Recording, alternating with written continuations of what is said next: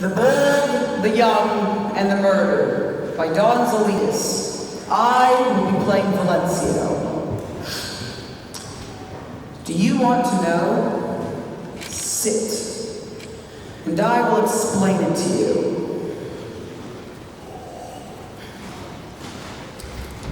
It began when I was 6. I was a little boy then. My family was poor. My father dressed us up like monkeys and made us dance in the streets.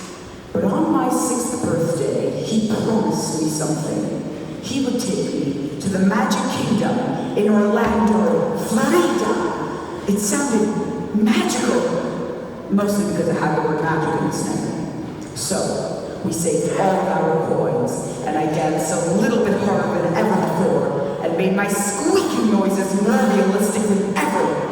And we saved, and finally we had enough money to begin our journey. On our travels, my father made amusing sketches of tourists driving race cars, and after only about 5 months, we had reached the Magic Kingdom, Florida. Oh, how glorious it looked to me then! The spires of the Blue Castle, the robot figures in the Hall of Presidents, the giant chipmunk in a dress. And that's when I saw him. An enormous rodent the size of my great-uncle Sutka. An animal so powerful, he looked like a god from mythology, made of flesh with sensors for ears and a smile that could swallow the world. He looked right at me, and I was made immune. I followed him. I would follow that rodent to the edge of the universe. But when he thought that no one was looking, he removed his own head. His head! He was no god! He was a pimply-faced teenager! Right then and there, I dedicated my life to evil.